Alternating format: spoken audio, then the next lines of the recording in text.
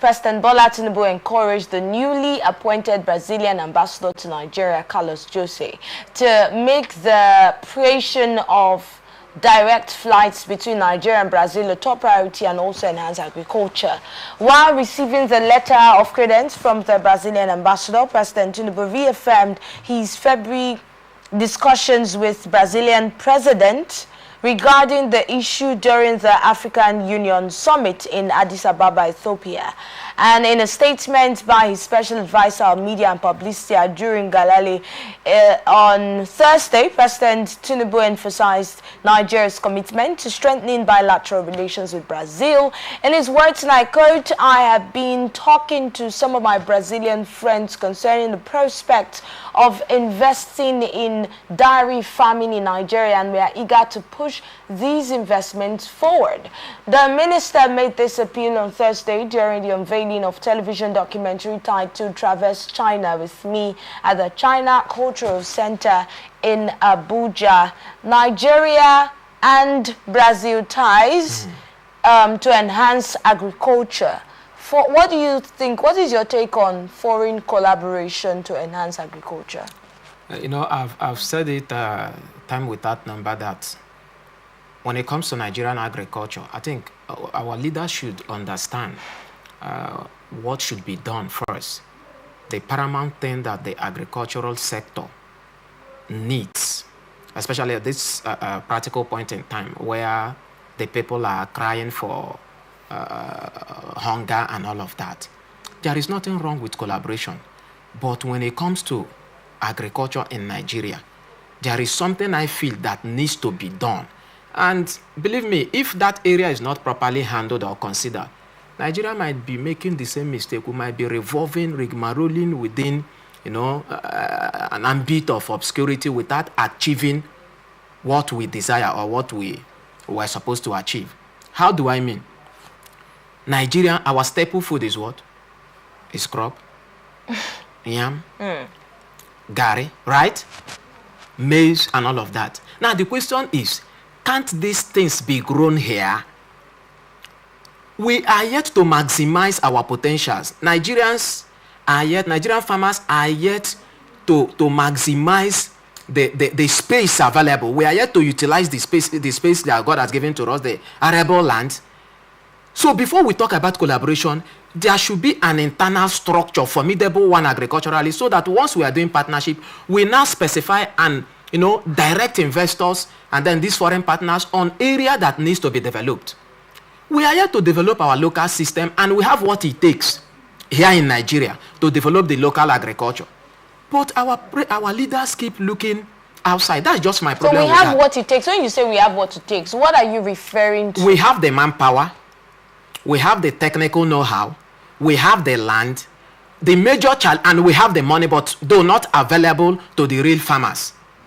So once the government makes this money available to the real farmer, believes me, Nigerian arable land will be massively cultivated. So for me, that is the first thing we need to do. Okay, do we really have the technical know-how? We do. We do. You can do, just that in Nigeria, when it comes to agriculture, I don't know if I would say is also a problem on the area of agricultural professionals, those that, are institutions, research centers, probably they are not talking enough or they are tired. Maybe they are not talking enough or they are tired of talking. If you take a kind of survey on institutions offering agriculture and number of graduates that they churn out annually, and then the kind of practicals, the kind of demonstrations that are going on in some of these institutions, you will marvel. Wow. Like there is a little demonstration I've been doing for the past how many months? Just some mushroom. And currently as I'm speaking to you, that particular demonstration has gotten somehow, it has gotten somebody that stays abroad, somebody that is based abroad, has caught the person's attention. And as I'm talking with you, before next month runs out, we'll be meeting with some of their clients. Wow. Here in Nigeria. They have somebody in Delta State. There is already a contact. There is already a connection. Just with little demonstration I was doing and then posting on social media. And I was doing small market. Now, the point is, most of our agricultural professionals are not talking the way they should be sounding, or probably some of them are tired of talking. You ask of if we have what it takes. Here in the country, we have what it takes to develop agriculture fundamentally here in Nigeria.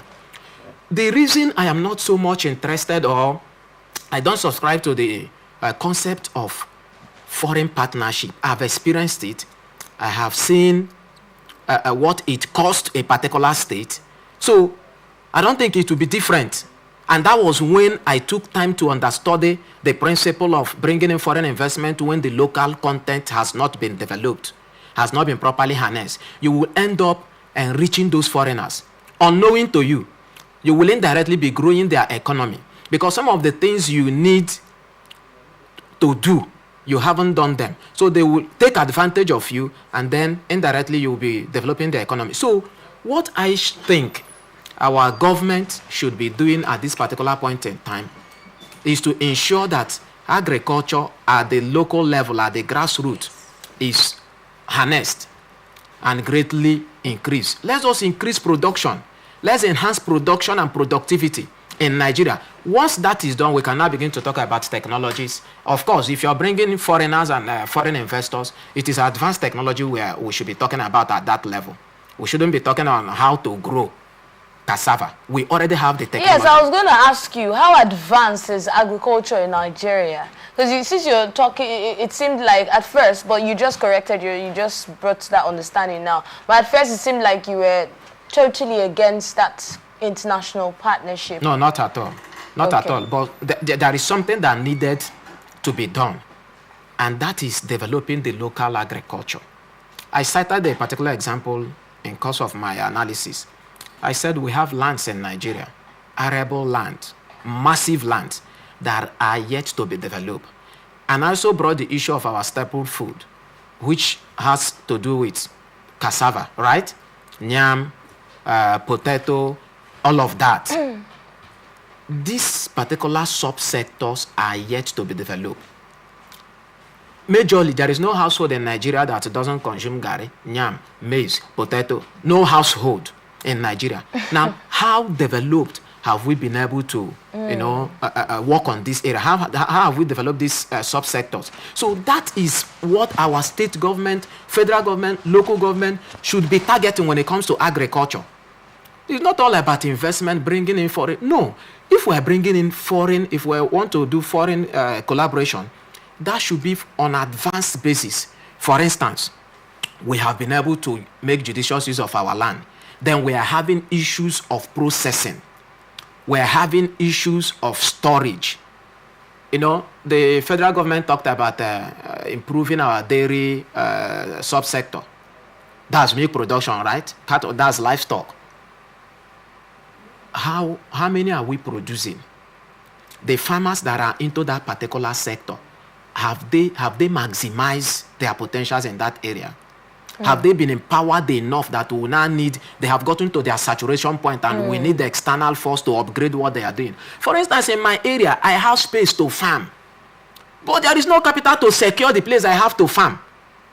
So if you're talking about partnership, that is not what an average Nigerian farmer is looking at. So let it not be that our government is only looking for a way to make a foreign name, and then locally the people are dying. But when we talk about agriculture, a lot of times when we hear that the government is sponsoring or partnering or doing anything as regards advancing agriculture, what we used to see is, or what we used to hear is, giving out farmlands or giving out loans for startups, giving out seedlings and all of those things. But how much attention are we paying to processing? Yeah, that's where advanced technology comes in, and that's the area we should be talking of partnership. Before advanced technology and partnership, right, with the technology that you have said that we have, and the knowledge, the manpower that we have on ground, have we really utilized that first off in advancing processing as regards agriculture in Nigeria? Yeah, to a larger extent. Once you dive into processing, it requires fund. It requires capital. I can still recall one fish farm that I once worked with. Locally, we fabricated fish dryer. Even if it has, some limitation, but we're able to curb that problem of the high level of perishability when it comes to fish. Fresh fish. Locally, we're able to handle that. So I must tell you that Nigerians, we have, in the agricultural sector, we have the technology that is required. We have the skill that is required to process to a certain level. But it is not at this point that the local production, the first line of production has not been fully maximized. We should not be talking much on processing, because we are yet to even, for instance, if you go to where they sell catfish, you discover that the buyers, the demand for catfish is high. Yes. The demand for gari is high. The demand for potato is high. Only produce like tomatoes, onions, pepper, those ones that has high perishability, those are the ones that you can, maybe when you go to the market, you see, so many of them being spoiled and trashed. But when it comes to our staple food, the demands are high for those foods. So what are you processing when you have not even your primary production? You're yet to satisfy the consumers. So the issue of processing, is not really a major problem when it comes to our staple food. But when it comes to produce with high perishability, like I mentioned, the tomatoes, the onions, the pepper, cucumber, the issue of processing can begin to one can begin to talk about that. But that is not Nigerians' problem as it stands now. Nigerian problem is hunger, and it is our staple food that has the capacity to address that issue of hunger. Well, how do we process something that has not fed the nation yet? Good. That means we can't even how do we even talk about export? That's the point. You can't talk about export until you are at least to an extent satisfied with what you're doing. You can handle, even if not 100%, but 80 to 90% by my own assertion or perception now, of the needs of your immediate environment. Then you can begin to talk about export. But believe me, Nigerian, for now, I don't see us having need of doing much on exportation when it comes to agricultural produce. If we must export, then it should be those perishable goods. But our staple food, we have not even produced enough. So let's look at what we expect now.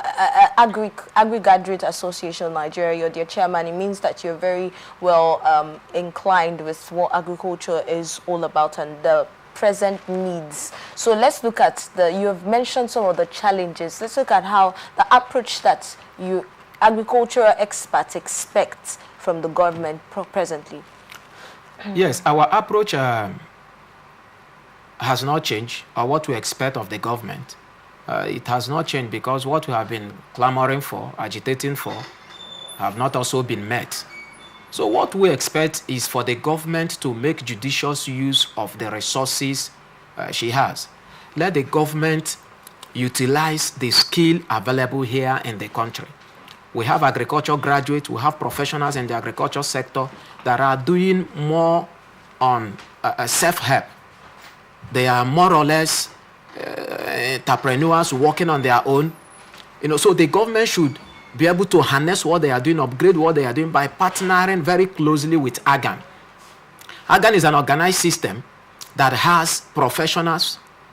Inside AGAN, we have those that are not agriculture graduates. Does it house all the agricultural experts? Yes. When we talk about reaching out to the agricultural experts, sure, it houses all the agricultural experts in Nigeria. It goes across the different the 36 states of Nigeria. AGAN is well established, but because of the way we see agriculture in some part of the country, it appears as if it's not very much pronounced. They are not making much impact in some states of the federation. But when you move down to the west or the south, north, You see what AGAN is doing. You see how the kind of partnership research agencies. Let's just see from the side of the government now and reaching out to the agricultural experts now,